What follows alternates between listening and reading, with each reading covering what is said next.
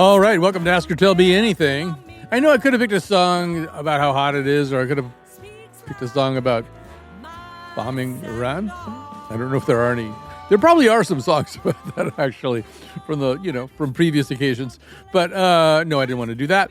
But it is Ask or Tell Me Anything, and you can call 888-720-9677. My name is Colin McEnroe. I will be your server. And have you been with us before? Because we do things a little bit differently here. For example, we don't bring you food. That would be a big departure right there. But yes, no, it's just there's no guests here or anything. There's nothing. It's just a void that you can fill. 888-720-WNPR. Ask or Tell Me Anything. And there are people who want to talk right away. So let's do that. Let's talk with people right away. We're going to start with Mike in Woodbury. Hi, Mike. Hi, Colin.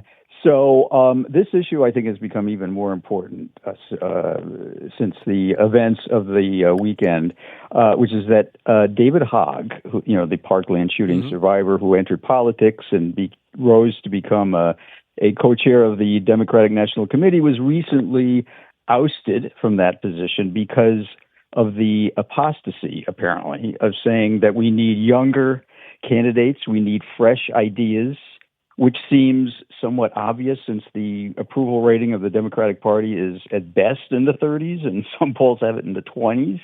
And but no, the status quo is working fine, and we need to keep all the people that are there in power. They shouldn't be challenged in primaries. And Schumer and Jeffries, the two leaders, did not demand that Trump go before Congress, bring a vote to Congress before going to war with Iran, because they're cowards. We need people that have fresh ideas and are willing to fight. I don't get it. Yeah, well, let me just say this. I mean, first of all, I feel your pain about this, and I don't think Ken Martin's going to be a particularly long-lasting Democratic National Chairman. No. He doesn't seem like he's got it together. I do, in terms of Hogg, look, I totally get his feelings and your feelings, and I agree with those feelings. I do think was in the wrong job to do that. I mean, for better or worse, the Democratic, not because he believed those things, but because his way of implementing those things was to try to stimulate primaries against sitting members of Congress. And, that's just sort of not something the DNC typically does. And I mean, there would have to be a member of Congress who, like an Anthony Weiner kind of member of Congress, somebody who really needed to be taken out, or who had gone so rogue or so weird that they had to do something about it, and he wasn't going to step down voluntarily. But typically the DNC isn't in the business of finding people to primary incumbents. It's just kind of not what they do. I'm not saying that shouldn't happen. I think primaries are by and large pretty good, and I think the Democratic Party in particular needs them for exactly the reason that you're citing. But it's sort of, there are ways to do that. There are organizations that you can start. There are organizations that you can join that are freestanding, existing, political action groups that do that kind of thing. The Democratic National Committee tends not to do that thing. So I just think he was trying to make the job into something that it's not.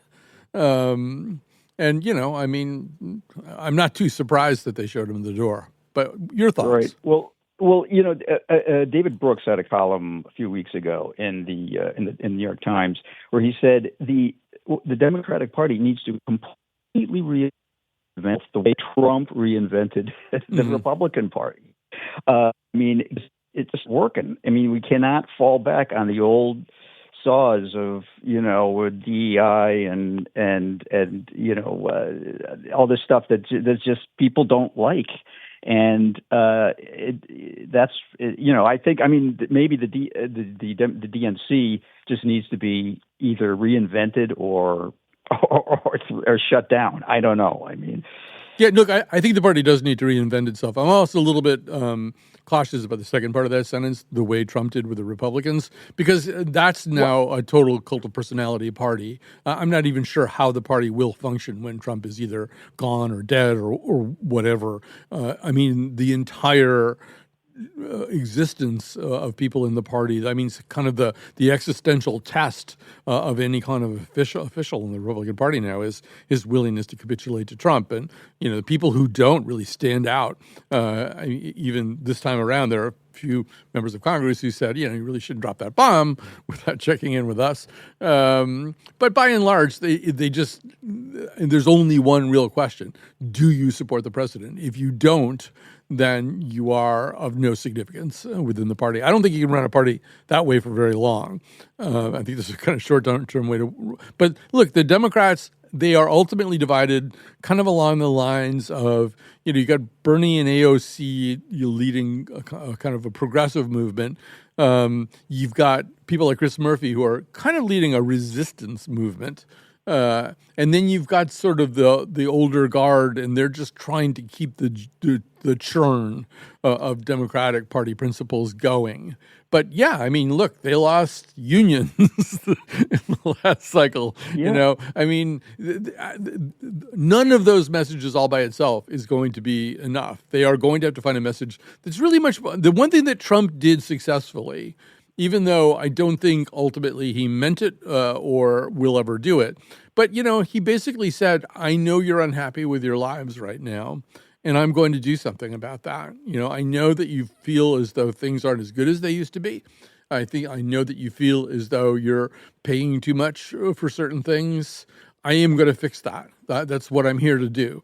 Now, I don't really think that's what he's here to do, but at least not for Joe and Josephine Average. But he managed to persuade an awful lot of Joe and Josephine Average that that's what he was here to do. And then he also just persuaded a bunch of young men in their 20s that he was kind of cool, for a 78, now 79-year-old guy. It's just kind of cool. It kind of does whatever he wants, says whatever pops into his head. Kind of like that. Works well on a podcast. So I don't know that the Democrats can extract a game plan from all that. But I do agree that, they can't go on. And yeah, they are just barely more popular. In terms of approval rating, they're just a little bit ahead of measles right now. So they need to do better. All right. Well, let's go to Marissa just because it's going to build on what we just talked about. Hi, Marissa. Hi. So, as I said, I thought the president, isn't he supposed to ask permission, not permission, but talk to the Congress about dropping bombs? Well, am I wrong? You're not wrong. On the other hand, presidents do this. Trump didn't make this. This is one that Trump didn't make up. Presidents from both parties have, when it has suited them, launched missiles and bombed. And the real question, I think, is this, and now we have a counterattack against U.S. deployment in Qatar. So is this the beginning of a war? Because, really, if you just lined up all the presidents and told the ones who had never ordered a bombing of a foreign country to step backwards, nobody would step backwards. They pretty much. Remember when Clinton was really going through bad stuff with Monica, and then they launched. Where did that one go? They bombed a pharmaceutical plant somewhere. Was it in Sudan? It might have been, but just get people talking about something else. So it's not unprecedented. But yes, if this is the beginning of a war, and we now have a counterattack, and Trump was doing something that that Netanyahu had asked a series of presidents to do, including the previous iteration of Trump, and nobody's wanted to do it so far, because it does feel a little bit more like you're beginning a war, or you're joining Israel in its war with Iran. And I just want to say something from what's going on right now. I work with people, and I am absolutely appalled at the fact that, how are you today? Oh, just fine. Well, their hair should be on fire with what is going on. I think one of the biggest threats right now is the absolute rank ignorance of people. What they do, they look at, I don't know what they're thinking, but I am an immigrant myself, and I've been in this country since 1964, and I do not recognize this country anymore. Yeah, I don't. I mean, I don't. totally know what you're saying, and I share that feeling in a way that makes my spine tingle in a very unpleasant way. But I think another bigger part of the problem is, and maybe one reason people's hair is not on fire, is that people are now able to assemble their own personalized, curated versions of reality. There was a time where, I mean, at the time of your arrival in this country and for several decades to follow, I mean, everybody kind of read the same news stories, watched the same news programs. There was kind of a news monoculture with some diversity built into it.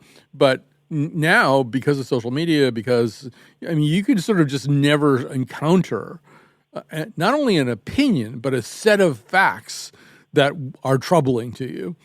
Because if you just watch the stuff that reaffirms your own prejudices, whatever they are, you'll just be told, you'll be told kind of what makes you comforted to hear.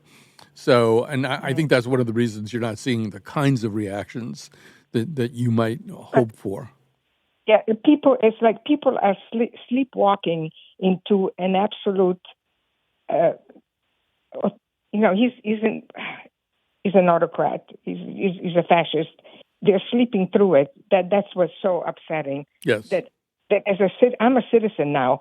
I'm a naturalized citizen. But if I'm caught in a protest, I could be sent back. Mm-hmm. I mean, it puts the fear. It's the fear that it puts the chill. Yes. Into free speech. Yep. Absolutely. And I totally I sympathize with everything that you're saying right now. First of all, it must be so scary and frustrating having done this thing, having come here, having become a naturalized citizen, having attained that kind of legitimacy, and to feel as though it could be snatched away from you just on a whim. It is a wonderful country. Yeah. We didn't come here because we were afraid of being murdered. We came here for reasons, like we wanted a better life. Mm-hmm. But I'm not upset with people that are escaping being with the fear of being murdered. Mm-hmm. I sympathize with them. Yeah. And this is immigrants are responsible for what is going on with this wonderful different foods. Mm-hmm. I mean, if it wasn't for immigrants, Americans would still be eating peanut butter and Jell-O. Mm-hmm. Do you know what I'm saying? Right. And the Irish immigrants didn't help at all because they didn't have any interesting cuisine. But no, I totally understand you. The rich tapestry of life in this country is the product of the so-called melting pot. So Marissa, thank you so much for your call today. Thanks for chatting. I should say it's Ask or Tell Me Anything. So the number is 888-720-9677. That's 888-720-WNPR. And let me also remind you of the rules. Then we're going to go to Catherine in New London. The rules are that there are no rules. You can bring up anything you want. It doesn't have to be something that's in the news. It could be a philosophical question, a life issue. One of our more memorable episodes embroiled itself, or perhaps engrilled or emboiled itself for some time with the question of whether or not a hot dog is a sandwich. So, obviously there are very important things going on in the world. And so we should probably talk somewhat about them, as we already have. But you are allowed to bring up things from the past, whatever. I'll tell you later about this. I want to get to Catherine. She's been waiting very patiently, or perhaps very impatiently. But here is Catherine in New London. Hi. Hi, Colin. I have been waiting patiently. Yes. Can you hear me, Colin? I can hear you loud and clear. Oh, that's lovely. So first of all, Marissa, I'm also a naturalized citizen. And in this turmoil, I went and looked at my citizenship, and it says that I was born in the United Kingdom. So I thought, well, if they send me back, that's okay. Mm-hmm. But anyway, that wasn't what I was calling for. Two things. Substack has all the great people now, and Jonathan Last on the Bulwark did the most fabulous rundown of everything that's going on. If anyone wants clarity, I suggest they read his post on all of the events that have been occurring. I should say, just by way of shameless self-promotion, we are in the midst of, we're working on an episode that'll probably run not anytime this week, but perhaps the following week or the week after. We're about the whole medium of Substack, and what it has become. Super. So stay tuned for that. Anyway, Yeah. continue with your thoughts. All the newspaper people and media people are there now. But anyway, yes, my thought was we're having another protest on July 17th. It's called a National Day of Action, and it's in honor of the late, great, marvelous John Lewis. Well, that's first of all wonderful, and nobody deserves it more. I mean, I have a little concern here that if you have too many national days of action, after a while they start to become familiar, and familiarity either breeds contempt or at least kind of indifference. These things need to be probably spaced out a little bit more. I mean, if you want, millions of people to participate the way they did on No Kings. So I don't know. I'm not in charge of these things, but I'm just telling you, I worry sometimes that the people who want to protest may be watering down the supply a little bit. Well, the last one was the 14th, something. Anyway, it's a month between. Yeah. I think that's enough time, Colin. Okay. I'm not in charge of these things, so I defer to you. So anyway, yeah, July 17th will be another national day. I don't know all the different, but just go online. Everything's online nowadays. Everything is online now, including Substack. All right, everything is online now these days. All right, so I should say before we let's just do that. This is an interesting one. This is actually a very interesting one because, in fact, we do have a primary happening in New York City tomorrow. So here's Angelo in Hamden with a call and a question and a comment. Hi. Hello, Colin. Good afternoon. I just wanted to ask you about Zoran Mamdani, the progressive Democrat running for mayor in New York City. The guy's on fire. They've got record turnout for the primary today, and he's really quite a brilliant orator. I mean, he speaks very well. Yeah, at first when he was running, and I listened to WNYC, which has been covering this kind of around the clock for weeks and weeks now.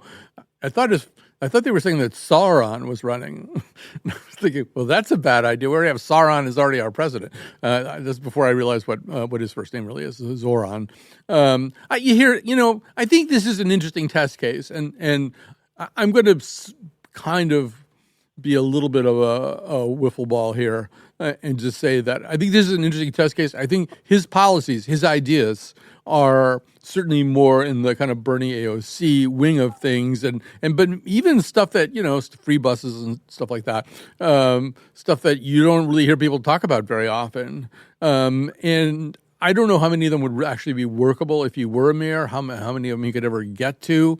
But I think the election in November is going to be a really, really interesting election. I assume we're looking at a 4-way election because Adams has a line to run on. And then Curtis Sliwa, with whom I have some personal experience, will be the Republican nominee. And then you'll have, whoever wins the primary, you'll have that person will obviously get the Democratic ballot line. And you almost certainly, one of these people will manage to get a fourth ballot line. And that's a really hard election to predict. But if he were to win, it would be a really interesting laboratory, a very expensive laboratory, to watch somebody try to govern using these ideas that are, I think, so far more progressive than what you typically hear out of the Democratic Party. So, and I feel like the risk is that some of his ideas will strike the rest of America as so radical that they might look at that and go, well, we better watch out for these Democrats because look at the stuff that they do. And I'm not sure how this is going to play in Wisconsin, Pennsylvania, Ohio, Michigan, all those places we tend to worry about. But yeah, it's been exciting to watch somebody get people excited. But he doesn't have much administrative experience. Yeah. I wonder how he's going to do because, the mayor's office, the mayor's job is really a sort of nuts and bolts administration of a city. So I don't know, but he's very inspired and he sounds good. Yeah. Another issue I wanted to ask you about, because you were talking about Trump and Trump voters. Mm. If you look at the income distribution statistics, most recently in the United States, the top 20% of wage earners earn a little over 50% of all the income generated by the U.S. economy in a given year. If you add the second quintile and you look at the top 40% of wage earners, it comes up to 75% of all the income is going to the top 40% of wage earners. And that means that the bottom 60% are receiving 25% of all the income generated by the economy in a given year. Mm-hmm. In a recent year. Now, I'll bet you that those bottom 60%, they're probably voting for Trump. And the question is, what is Trump going to do to improve their income situation, to improve their economic situation? The Trump administration has done nothing to address the issue of economic inequality. Obviously, they don't even bring it up because they tend to favor billionaires. But I think this economic inequality is having a substantial impact on voters' preferences. And at the end of the day, people are voting, because they're mad, because they're not happy about their economic situation. But at the same time, they don't understand that the alternative they're voting for is, even though, he promises big changes, is not going to change their household economic condition. Yeah, I think this ties in a little bit to the first call we had today about the DNC and David Hogg and Ken Martin and all this stuff. Yeah. I mean, ultimately, it's not like the old days. It's not like the 60s, where John Bailey really kind of did run the Democratic Party or close to it. It's nothing like that. But the real question is, next year, will Democrats, particularly Democrats going after the seats of incumbent senators and members of Congress, will they be successful at making this the issue? And to do that, they have to do two things. One of them is they have to say, are you better off now than you were 2 years ago?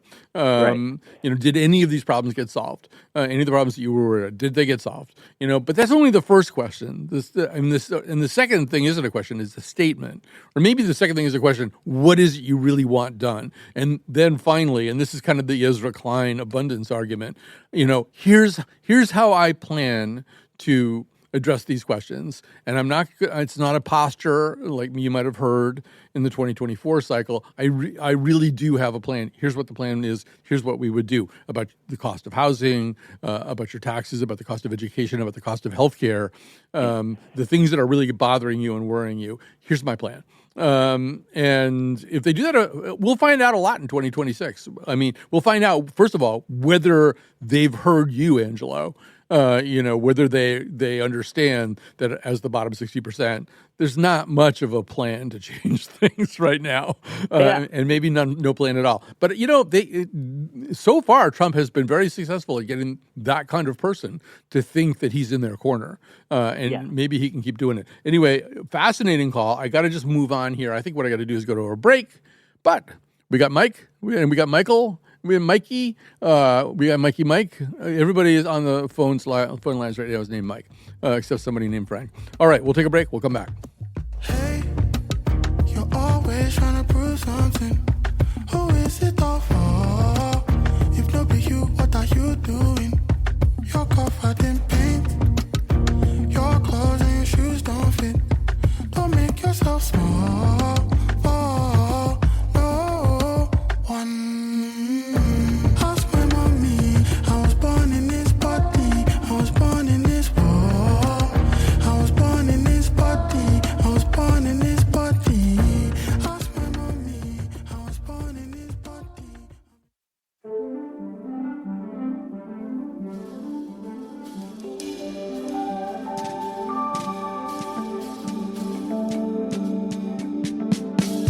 You don't tell me I'm utterly at your whim. All of my defenses down.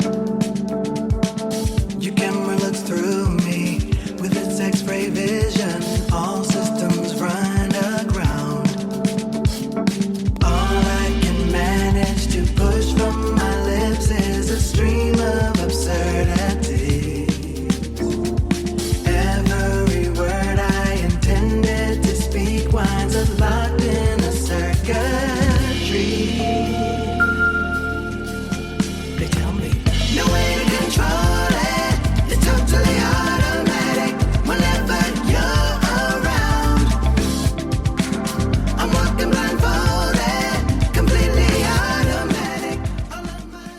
No disrespect at all to the Pointer Sisters, but it's fun when there's kind of a cover like that kind of takes a pretty familiar song, and I don't know. I think they're doing something interesting with that. Anyway, making it more techno kind of. All right, it's Ask or Tell Me Anything. The number is 888-720-9677, 888-720-WNPR. We got all kinds of people named Mike and Michael, and we got a Frank. I'm going to try to break it up a little bit. I'll start with a Michael, then I'll go to a Frank, just so it doesn't get too Mikey, really. I don't want it to get too Mikey. All right, so here's Michael in Greenwich. Hi. Hi. In keeping with the spirit of the show, I would like to start with a digression and just say that the name Michael is like the number one name in the country from like 1965 until 1992. And then what happened? I think when Mike Connors died, he was Mannix. I just feel like it just took the wind out of the whole name, really. Right. That could be it. And then, I think Ryans took over or something. But anyways, I'm calling about Governor Lamont today announced that he was going to veto HB 5002, which is the housing omnibus bill that was going to radically change the way that we build housing in Connecticut. And I just wanted to say that I'm very disappointed in him that he did that. And it's a real shame. And I personally think that this is his reelection announcement, and that's the only reason he did it. Okay, so let me just, first of all, I share your sentiments, at least at the level of sentiment. And I bet when you're hanging around in Greenwich, you don't find that many people who join in with you. It's lonely down here. Yeah, that would be my guess. I have some friends up in New Canaan who are going through some stuff about that. So I have a couple of reactions. One of them is, it's that and the striking workers bill. And I like how come he just says, I'm going to veto. Why does he just veto them? It's not that hard. That's the whole thing. As soon as I get some time and I find a pen, as soon as my chief of staff gets back from Staples, I'm going to veto. I say, what's that all about? Just veto it. But so I think the other thing is with the housing thing. So we know that a lot of this is about local control. I mean, Connecticut's disease, and it is a permanent and probably incurable disease, is that notion that it is 169 separate principalities, and each one of those principalities is entitled to its own set of neuroses and ideas about how things should be, and the main thing that a lot of those principalities want to do is pull up the ladder. And so local control is always going to be a huge problem, both in terms of the minimums, the minimum targets for affordable housing, but even stuff like, parking requirements and stuff like that. I mean, it's hard to do this in Connecticut. It's way harder here than it is in a lot of places. Again, it's hard to do a lot of things because we're this little tiny state with 169 different, municipalities. Right. And so now, Ned, I think his comment was, it's if it becomes us versus them, it's not good. And I mean, I think that's more Ned being Ned. Look, I think Ned's going to run. I think he made it pretty clear he's going to run again. But that's also just Ned being Ned. I mean, Ned is, as I have actually said it in print, I don't even know what Lamontism would be exactly as a political philosophy. But it certainly doesn't involve getting into pissing contests with rich suburbanites, because that's like the milieu he comes from. So I don't know. I think he would probably veto this even if he weren't running again. But I mean, so I have to push back a little bit because I know that people from his staff were in the drafting of the bill. Mm-hmm. He was very involved. This is not like it came out of left field at him. This is the third time around or something for this bill. And so, he made it very clear from the beginning that, he was involved in the bill. He was part of the drafting of the bill. He was part of the revisions and the amendment process. He had people in the room who were doing the work. And so for him at sort of the last minute like this to say, I don't know that there's enough, and he must have gotten, like you say, the right pushback from the richest people who, Yes. These are, don't want that. Ned has a whole bunch of people who can get him on the phone, and then we know who those people are or what kind of person that is. And, the one thing that I would say to join in with you is if you're going to veto something like this, you damn well better explain what it is you do want to do about it. Because I don't think vetoing it and saying, well, it's us versus them, I don't think that's enough. Look, Connecticut has a huge problem about housing. It's a moral problem at a certain level, just in terms of the number of people who don't have housing. It's an ethical problem in the sense, and a practical problem in the sense that if you're like a town worker in Darien or something, you probably can't live in the town that you work in. It's not a radical idea to say, oh, people ought to be able to live, pretty close to where they work. But I mean, a lot of these places are prohibitively expensive for the people who have meaningful jobs there, jobs that the residents depend on or at least want to have filled. So at that level, it's impractical and kind of unethical. But then at the other level that Ned should vibe with a little bit more, it's very hard to attract businesses here because there's nowhere for employees to live. They're just there's a housing shortage. That's what GE said when they left. They were like, we can't find people that will live here and work here and fill these jobs, so we're going to Boston. So, I get that. I get that his name isn't, Ned Ocasio-Cortez. I get that. Right. But at the level of Ned Lamont, that should have his attention. That in fact businesses feel like they can't function here because there's not enough places for their potential employees to live, and people who are interested in getting good educations at a lot of our fine colleges, or they just leave partly because there's no livable life for them here. And if there's anything a governor should do, it's to address that. And so, if he and his staff don't come back real fast with a counter proposal that they would back the next session, then I say a pox on you, Ned. Absolutely. Well, thank you very much. And I just want to say that it's not a left-right issue. No, I would agree too. Local control is not about local because I don't have control over what I can build. Right. It's, a bunch of busybodies who don't have anything better to do with their time than determine what, it's basically HOA on steroids. Right. Rich Democrats can be real jerks about this too. All right. So here we go. Let's see. I think I should do Frank next. I'm trying to diversify. But here's Frank calling from, I believe, Norwich. Hi, Frank. How are you? I am fine. Good. I just want to mention a couple things, and you can throw some comments. Yeah. Before I do, I listen to NPR a lot. I'm a sustaining member, and I love all the shows. So here's the three items. You're kind of breaking up. Most people. Is there anything you could do, like maybe move 2 feet to your left or right or something? Your phone's breaking up a little bit. What's that? Your phone was breaking up a little bit there. Try again. Okay, I don't know. Yeah. Okay, sorry. So I have three items, and you can just sort of wing the comments, I guess. The first one is, why is it sort of common that when somebody says thank you, we don't really hear you're welcomes very often anymore? It's just like a thank you and then a thank you. It's kind of weird. The second one is when there's interviews, oftentimes, a person will say, oh, that's a really great question. I think that's kind of funny to hear when somebody's being interviewed. Hopefully the questions are all good. And the third thing is, I now have gotten to the point where I am starting to time how long it takes someone to mention or hawk the book that they're doing. Yeah. Okay. I can address all of this. I think, maybe you're welcome is first of all, I don't think people have entirely stopped saying it, although I do. Whenever there's a conversation like this, I flash back to the ending of No Country for Old Men, where Tommy Lee Jones and some other sheriff are talking about the decline of everything and how come, people are just getting killed right and left over drugs all over southern Texas or wherever they are. And one of them goes, well, the minute people stop saying please and thank you and sir and ma'am, you just knew it was going to be the end. So, but, I think what people have decided to do, without realizing that they decided to do it, is kind of adopt more of a Donata approach to this, right? It's kind of like, rather than saying you're welcome, they go, no problem, or something like that. Yeah, that's nothing. Sure, fine, whatever. And I think that's okay. It's like if it's done in a genial manner, I think that's the key.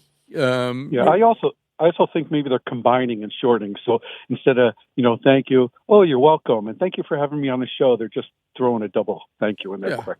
So, to your next point, first of all, if you want to get a kind of an interesting taste of that in a very, very kind of a more of a pressurized way, on the New York Times. I guess it's up on the Daily's feed. If you know their podcast, The Daily, but it's actually a separate kind of thing. I think it's called The Interview or something like that. So David Marchese, who's a really, really, really good interviewer, he's kind of the New York Times #1 sort of celebrity Q&A kind of guy.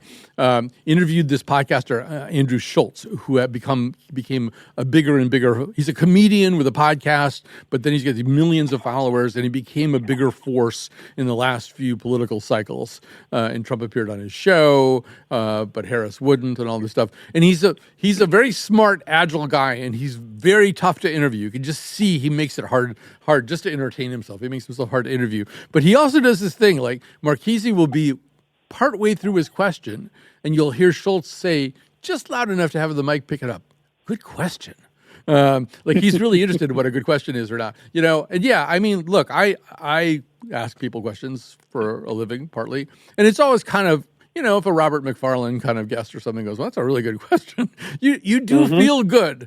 You feel, and for me, what it means is, because we do a lot of homework before we interview somebody, my producers and I. And so when you ask somebody a question and they say that, and it's a smart person who, isn't just trying to just oil things up for themselves, you think, okay, so yeah, we thought this through and we thought of a question to ask him that he hasn't already thought of. Sure. And that's a really good feeling. And now people plugging their books. Yeah. So there's all different kinds of guests, and there are some guests who are really like, was it Andre Gregory? I think Betcha Pence remembers. Like, I had Andre Gregory on. And I was pretty excited to have Andre Gregory on. He's my dinner with Andre. He's that guy. And we had a really good conversation, but he really did feel the need, like, like every 7 minutes or so, he had to say the title of his book. And I think we had him on for the whole show. So he said the title of his book a lot of times. And I get it. Like usually someone's an expert and they've done a book on it, or, something really current. I get that. But it just, sometimes it seems like they are just hawking their book. Yeah. Well, no, and sometimes they have a publicist sitting right next to them too. If they're not in the studio with you, who's going to say the name of the book again? But it really, you start to feel a little dirty, a little soiled when people do that too much. All right. So, well, let me just do this one real fast, and then I'll move back to, I still have a mic. I have a mic that I have to talk to, but I would talk to a Mark first, a Mark from Naugatuck. Hi, Mark. Hey, Colin. How you doing? Fine. I was just wondering what your hot take was on the Iran attacking our U.S. bases in Qatar. I was just found out about it. My wife told me, and it seemed like it was not something I was expecting. And it seems to be a deliberate provocation, and I can't fathom what their end game could possibly be. Well, so this happened really right around the time I was going on the air today. However, I have dedicated people who have been feeding me information while I've been on the air. Our understanding of it at this point is that they gave plenty of warning. Their goal was not to kill a lot of people. Their goal was to kind of make a statement. But I mean, apparently the base was evacuated. There's no human casualties or injuries that anybody knows about so far. They can't do nothing, right? Right. You're running a country. The country just got bombed by one of the world's big superpowers. You can't do nothing. You have to do something.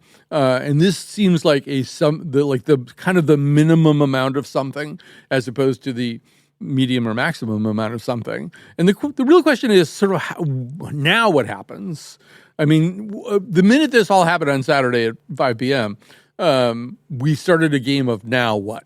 That's the name of the game. It's now what? Well, the next now what? Well, okay, so they attacked some stuff in Qatar.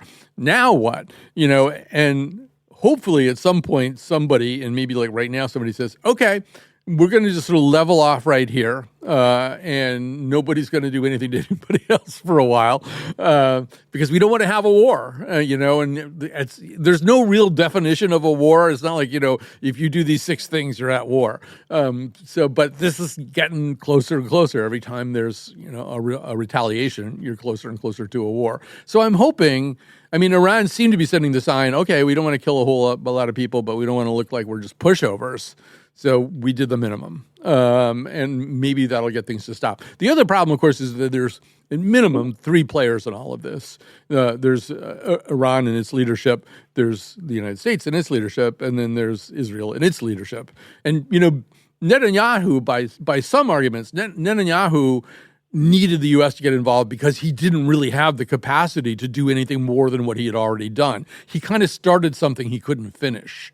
And presumably getting to use our MOPS was an opportunity to, it was a way to let him say, okay, so maybe we've stopped now. But a lot of it does depend on what Netanyahu does next, whether he feels like a sufficient blow has been dealt. Anyway, I got to go to a break here. Thank you so much for your excellent phone call. Call anytime, Mark. When we get back, we have Barbara, we have Mike, we have other people, possibly 888-720-9677. Here we go. If I could, I would have years ago. And I know it'll be rough at night when I can't feel you by my side. Even though I know it's not right, it's not wrong, I have to keep myself from holding on. So I try to feel my pain.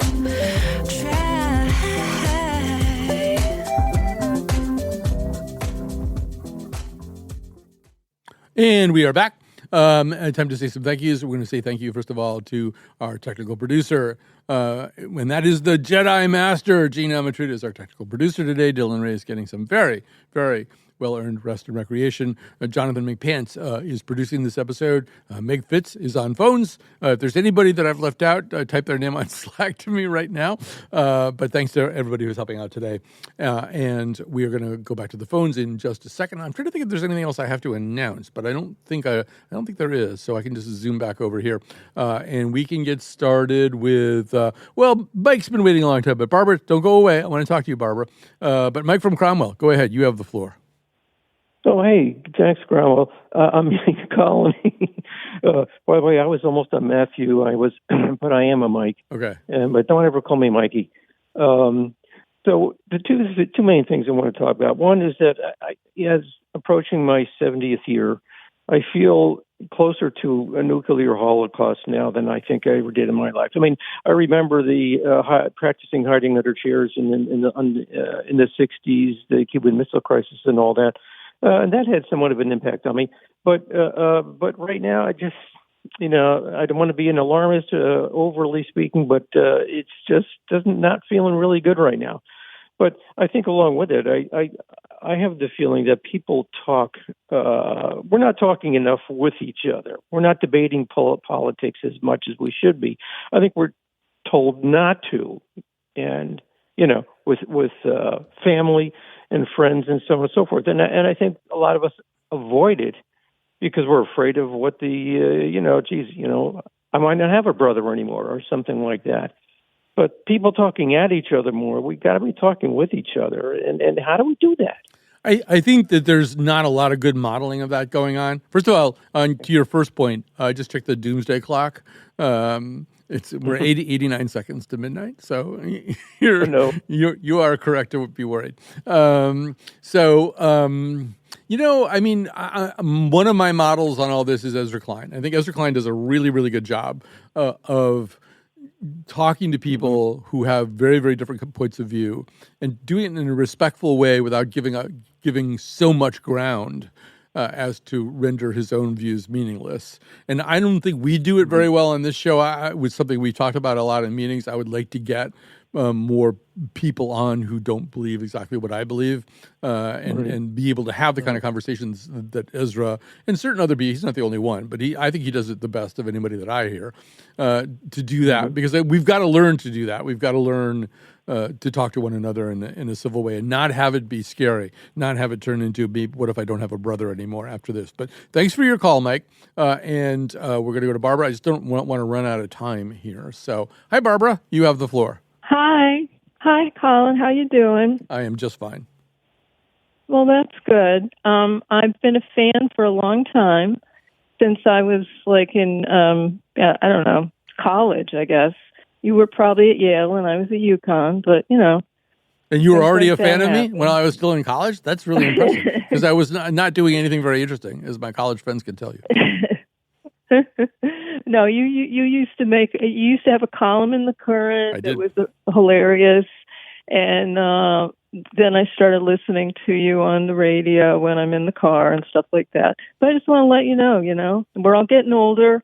One of these days, I hope I can call back and have something actual to say. But anyway. Well, this is good. This is sort of number. a practice run, This was just sort of like, you're just sort of trying this. We're talking back and forth, and you're just making sure it's a comfortable experience. And then when there's something really kind of burning inside you that needs to get out, something you really need to talk to me about, I hope you will call back. I certainly will. Right. And all the best to you. Thank you. All right. Well, thank you. So I just want quickly, we have a couple minutes left, and I don't have any calls left. So it's an opportunity to say a couple of things. First of all, one thing that so I've been kind of burning up some vacation time because it's the end of the fiscal year and I didn't take much. So, and I also haven't really gone anywhere, but I've tried to do a lot of stuff. And we're almost reminded, we think Connecticut is this place where there's nothing to do. I don't know. In the space of just a few days, I saw Jacques Lamar's excellent play at Playhouse on Park in West Hartford. I saw the New Hartford Stage Company play. I went to see the Hartford Athletic. This is just Hartford, and the rest of you live in other really interesting places. The Hartford Athletic, which is our relatively new professional soccer team, I saw them play. Make sure nobody wants to be out right now. It's 152 degrees. But when it's no longer like the surface temperature of the sun, make sure you get out and do stuff and support arts organizations and support people who do things like start new professional soccer teams and stuff like that. Make sure that you live the way you want to live in the place that you live in. And that sounds like a garbled statement. But what I mean is, I talk to so many people who just live in Connecticut and they just kind of claim to hate it. It's like there's nothing to do here. And that's nonsense. If you made an effort to do every single possible interesting thing that you could do for the rest of the summer within, let's say, 20 miles of where you live, you'd be pretty busy. There's a lot of stuff going on. So make sure you do that. And then the other thing I'll just quickly say, my email address is Colin, Colin, at ctpublic.org. I'm always happy to hear from you folks if you have ideas for other shows or, as Mike suggested, maybe we need to do some shows where we do a better job of being in dialogue with people who are more conservative than I am, for example, things like that. But yeah, Colin at ctpublic.org. Whatever it is, or if there's something I do that really annoys you, join the club, send an email. We're going to bring the music up now and say goodbye. And you're going to hear some of our older shows for the rest of the week. I will be back to do Ask or Tell Me Anything again next Tuesday. I believe that's July 2nd. Don't hold me to that. But next Tuesday, we will do another version of Ask or Tell Me Anything.